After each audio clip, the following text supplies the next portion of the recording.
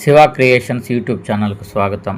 June 14 నుండి June 20 వరకు కుంభరాశి వారికి గ్రహాల సంచారం మరియు గోచార ఫలితాల ఆధారంగా మిశ్రమ ఫలితాలు గోచరిస్తున్నాయి. రాశి నుండి 5వ ఇంట ఏర్పడుతున్న బుధాదిత్య యోగం మీకు గొప్ప మేధస్సును, సంతానాన్ని ఇస్తుంది.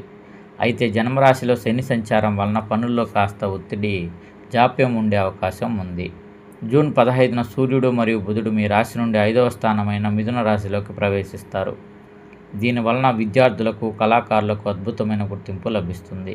దేవగురువు బృహస్పతి మీ రాశి నుండి 6వ స్థానమైన కర్కాటక రాశిలో ఉచ్చస్థితిలో సంచరిస్తున్నారు. దీనివలన కోర్టు కేసులు, వివాదాల నుండి ఉపశమనం లభిస్తుంది. అయితే శత్రువుల పట్ల కాస్త అప్రమత్తంగా ఉండాలి.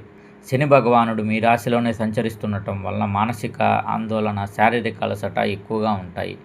పనులను పట్టుదలతో పూర్తి చేయాల్సి వస్తుంది. ఉద్యోగం మరియు కెరీర్ పరంగా చూసుకుంటే కార్యాలయంలో పై అధికారుల నుండి పని ఒత్తిడి ఎక్కువగా ఉంటుంది. మీరు ఎంత కష్టపడినా గుర్తింపు రావడానికి కాస్త సమయం పడుతుంది.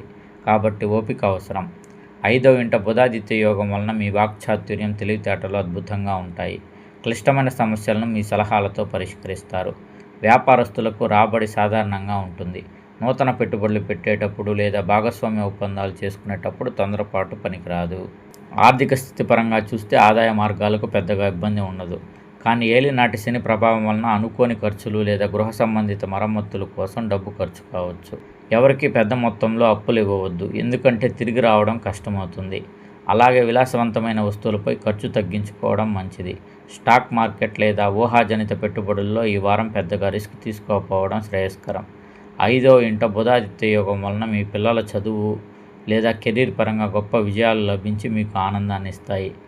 కుటుంబ సభ్యుల మధ్య చిన్నపాటి అభిప్రాయ భేదాలు రావచ్చు, కానీ మీ మాట తీరుతో వాటిని సర్దుబాటు చేస్తారు. క్లిష్ట సమయాల్లో మీ జీవిత భాగస్వామి మీకు మానసిక ధైర్యాన్ని, సముచితమైన సలహాలను అందిస్తారు. ఆరోగ్యపరంగా చూస్తే జన్మరాశి వలన నిద్రలేమి, కాళ్ళ నొప్పులు లేదా మానసిక ఆందోళన వంటి సమస్యలు తలెత్తవచ్చు. సరైన సమయానికి ఆహారం తీసుకోవడం, ప్రయాణ సమయాల్లో జాగ్రత్త వహించడం అవసరం.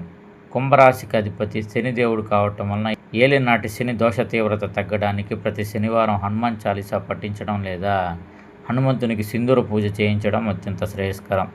శనివారం నాడు పేదలకు లేదా లేబర్గా పనిచేసే వారికి అన్నదానం చేయడం లేదా నల్ల నువ్వులు దానం చేయడం వల్ల పనుల్లో అవరోధాలు తొలగిపోతాయి.